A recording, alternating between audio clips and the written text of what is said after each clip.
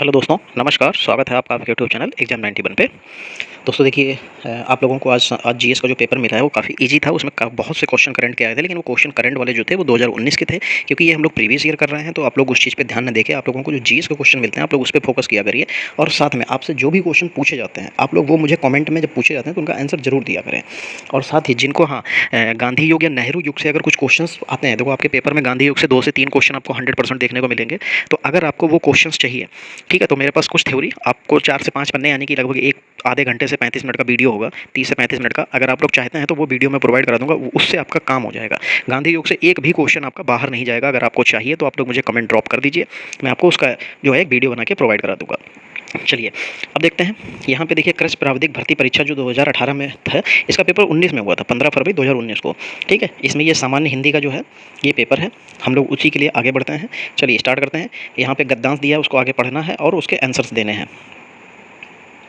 चलिए लिखा क्या हुआ है, आनंद और खुशी की खोज हम सारा जीवन लगे रहते हैं। बाह्य शिष्टाचारों बाह्य शिष्टाचारों की खुशी तो प्राप्त होती है, शिष्टाचारों से खुशी तो प्राप्त होती है, किंतु वह क्षणिक होती है। आत्मिक खुशी तो हमें अपने अंदर की तलाशनी होती है।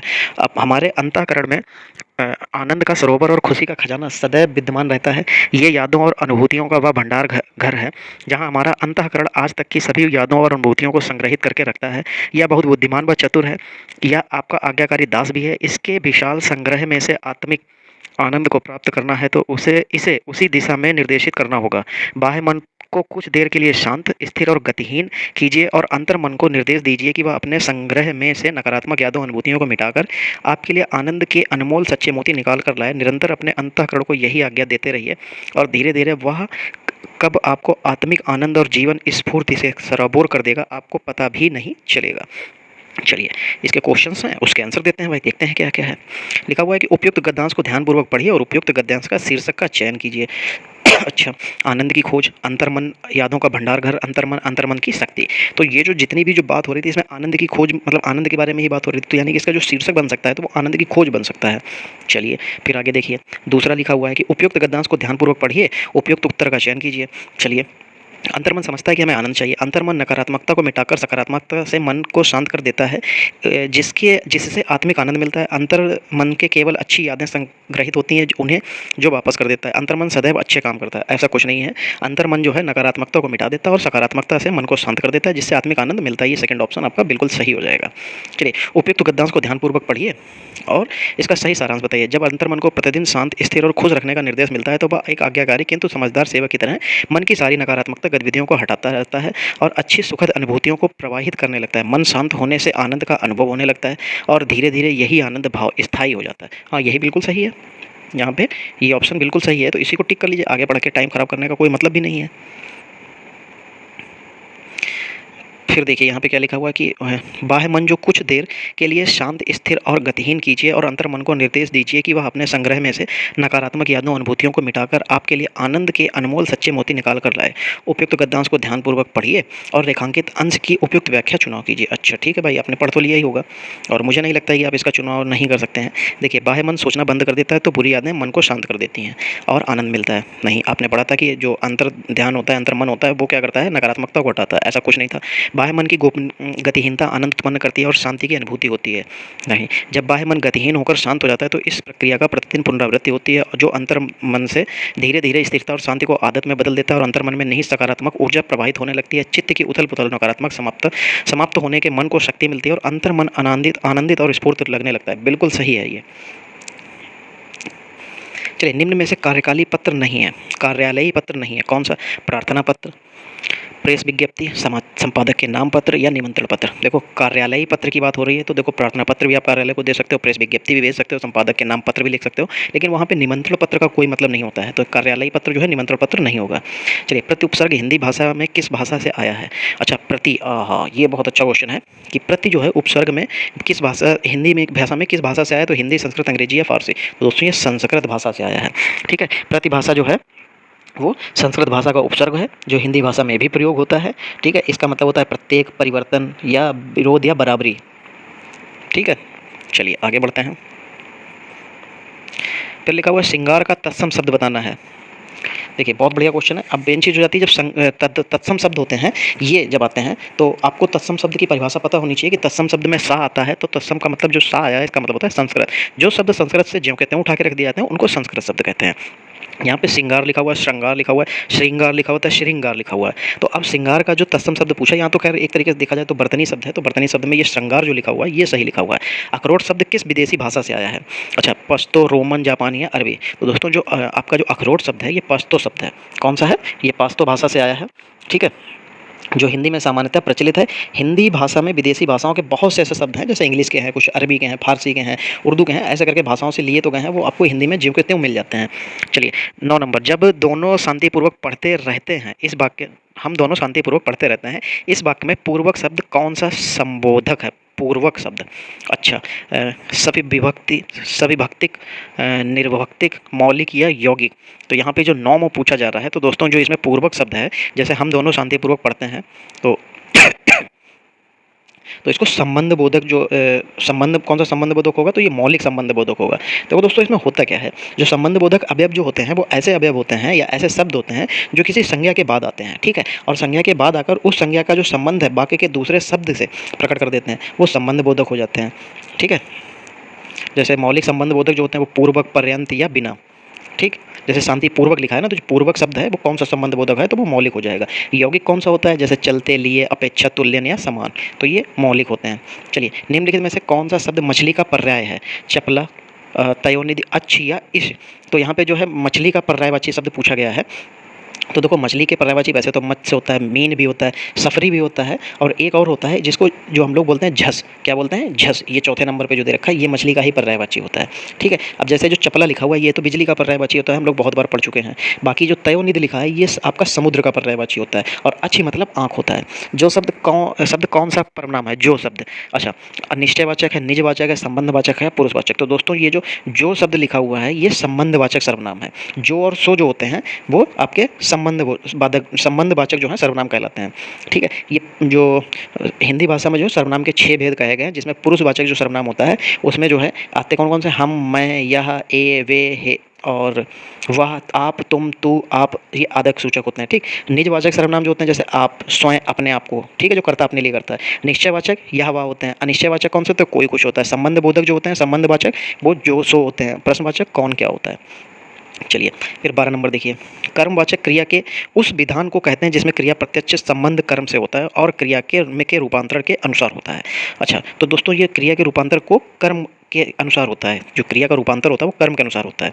चलिए 13 नंबर देखिए, उसने मुझसे कहा मैंने आज एक मशीन खरीदी है, उक्त वार्तालाप में किस विराम चिन्ह की कमी या त्रुटि है? देखो उसने मुझसे कहा मैंने आज एक मशीन खरीदी है। क्या कहा उसने? कि मैंने एक मशीन खरीदी है। ठीक है, तो यहाँ पे वार्तालाप में किस विराम चिन्ह की कमी है?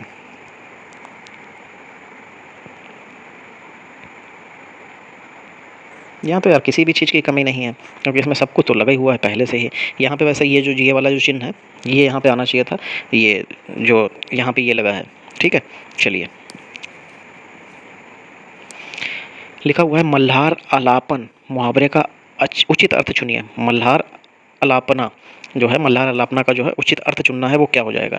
अच्छा, तो अपनी ही बढ़ाई करते रहना, व्यर्थ की आशा पर प्रसन्न रहना, चैन से ज़िंदगी काटना और झूठी बातें उड़ाना। तो ये जो है बच्चों पे कहा जाता है, जो छोटे बच्चे होते हैं जो कुछ नहीं कर सकते होते हैं, वो मज़े से लेट के मज़े करते हैं, तो उसके लिए कहा जाता है बेटा बड़े मज़े जो है मल्हार अलाप रहे हो, तो चैन से ज़िंदगी काटना होता है। ठीक है, चलिए फिर 15 नंबर देखते हैं क्या है। किसी वस्तु को व्यवहार में लाना, इसका आशय किस शब्द से है?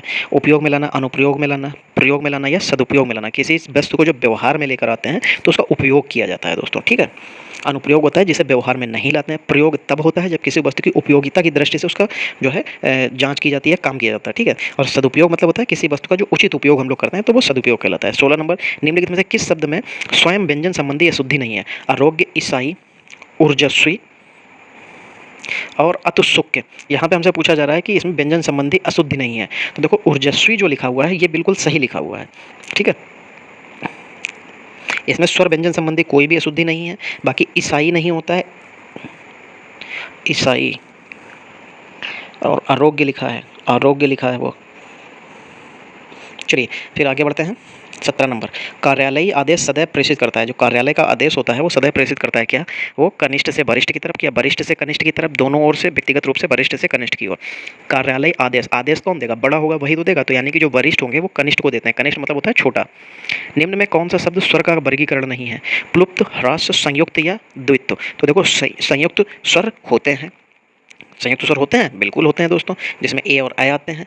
ठीक है, ओ अ आता है, ये आपके संयुक्त स्वर होते हैं। दीर्घ स्वर बड़ी मात्राओं वाले और ह्रस्व स्वर जो होते हैं वो छोटी मात्राओं वाले। बाकी इसमें जो द्वित्व स्वर लिखा है, द्वित्व स्वर कुछ नहीं होता है। ठीक है, चलिए, तो फिर नी कपट निम्नलिखित में से किस संधि का संदर्भ भेद है? जब भी कभी के आगे आपके सामने किसी भी शब्द के आगे इस तरीके की दो बिंदियां लग जाएं तो वो विसर्ग संधि हो जाती है। जिस समास में पूर्व पद गौड़ अथवा उत्तर पद प्रधान होता है उसे में कौन सा समास होता है?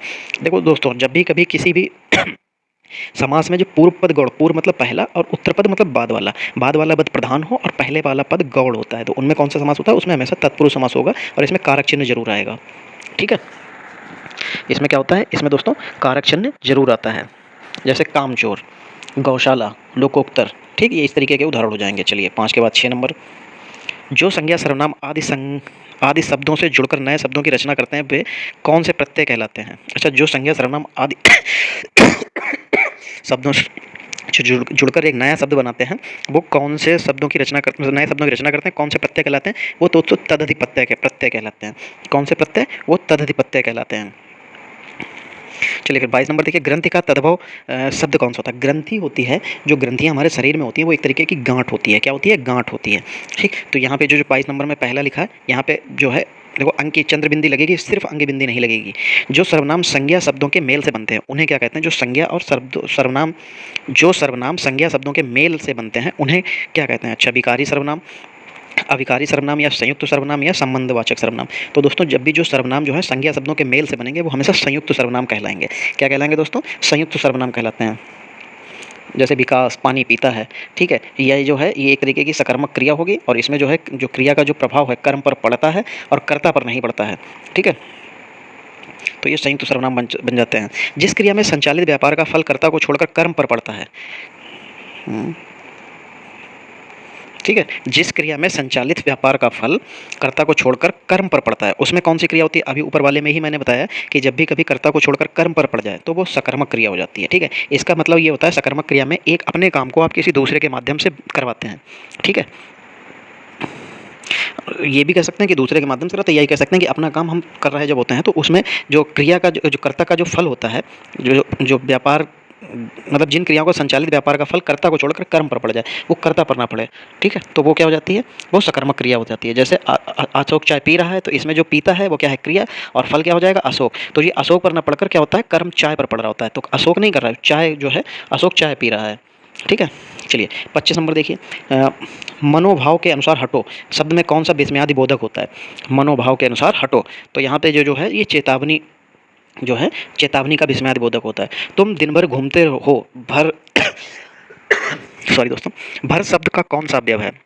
अच्छा, ये विस्मयादि बोधक है, संबंध बोधक है, निपात है या संयोजक है? तो दोस्तों ये इसमें तुम दिन भर घूमते हो, भर में यहाँ पे किसी का भी चीज़ का जो अंदाज़ा नहीं लग रहा है।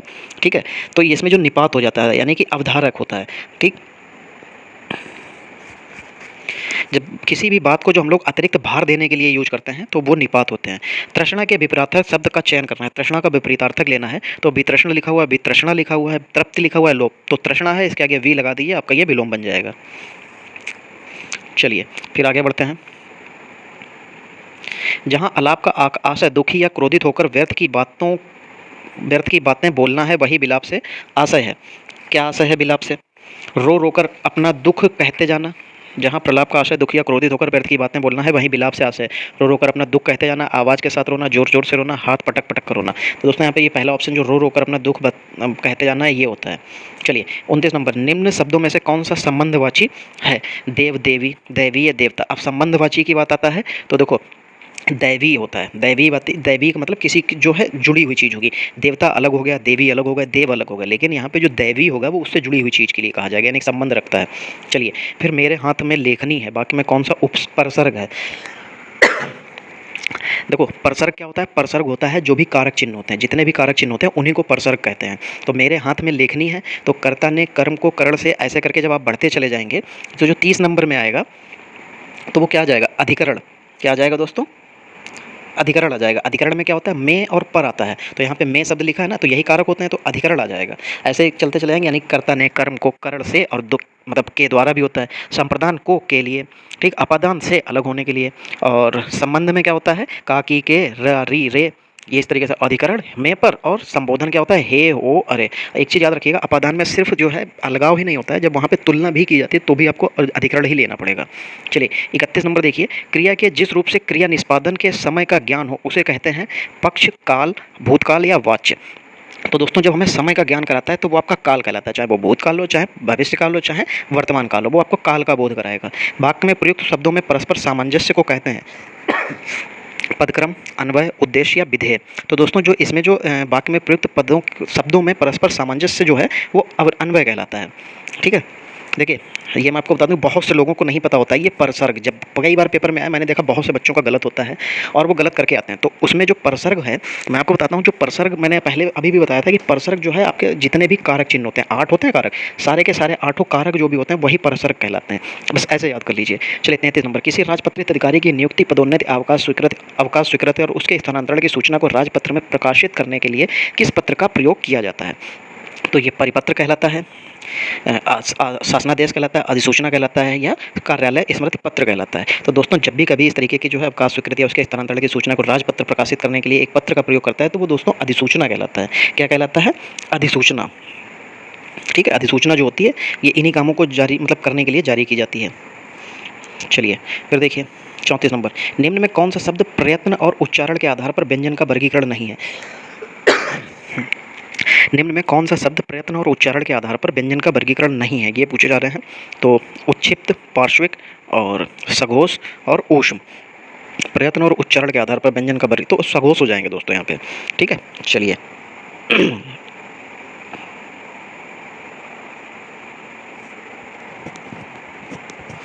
चलिए सघोष होते कौन कौन से? अघोष, देखिए अघोष और सघोष में से एक याद कर लीजिए, सघोष और अघोष याद हो जाएगा। अघोष में कैसे लिखते हैं? अघोष ऐसे लिखते हैं ना,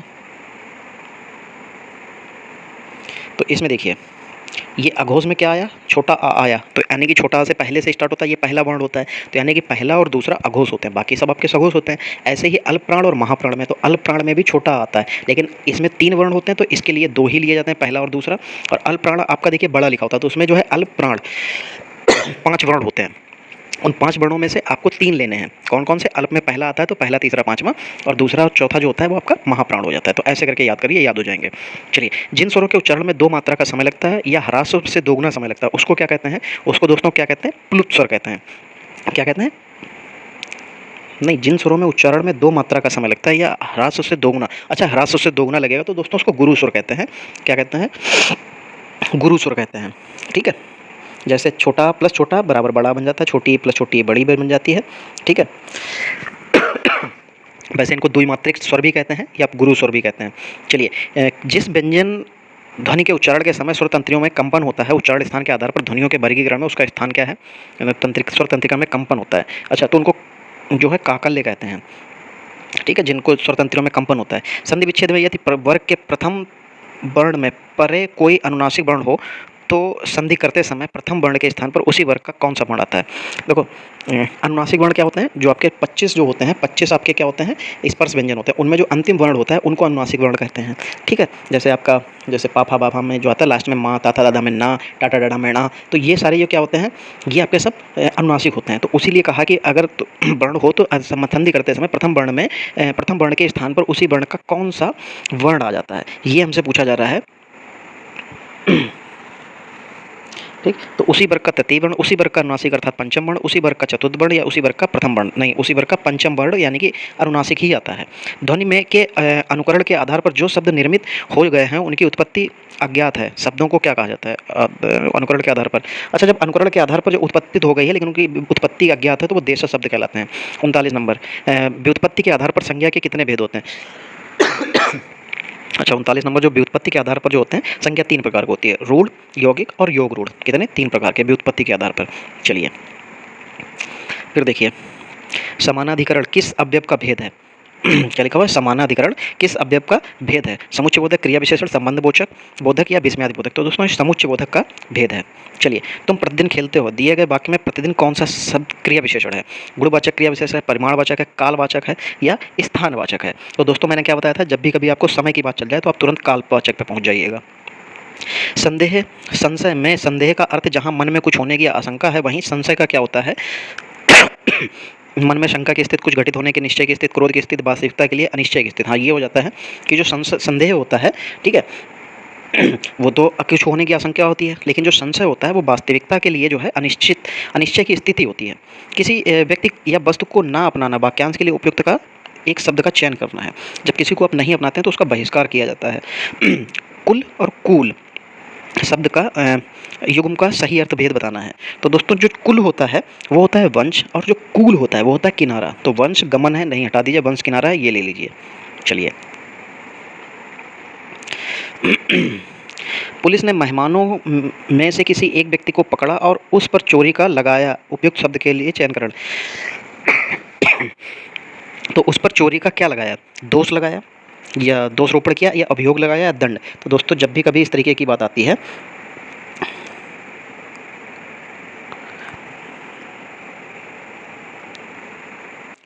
ठीक है, तो यहाँ पे अभियोग आपका सही आंसर हो जाएगा। 46 नंबर, निम्नलिखित में से कौन सा शब्द पुल्लिंग है?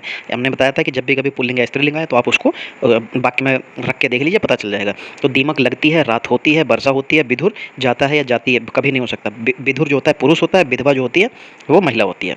वह शाम को घर आ जाएगा, वाक्य में वृत्ति का अर्थ कौन सा है, भेद है? संभावनावर्थ, निश्चयवार्थक, संकेतार्थक या विद्यार्थ।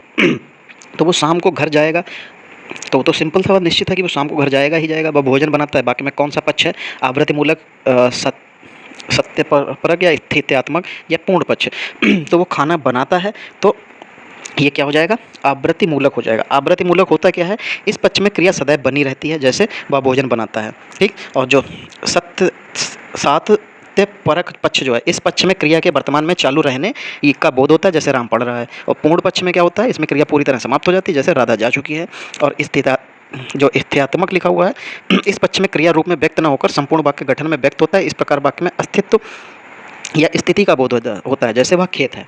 चलिए, फिर 49 नंबर देखिए, जिस वाक्य में दो या दो से अधिक स्वतंत्र उपवाक्य हों और योजक द्वारा जुड़े हों तो क्या कहलाते, वो कौन से वाक्य मतलब कहलाते हैं? तो दोस्तों वो संयुक्त वाक्य होते हैं। योजक द्वारा जब जुड़ते हैं तो वो संयुक्त वाक्य होते हैं।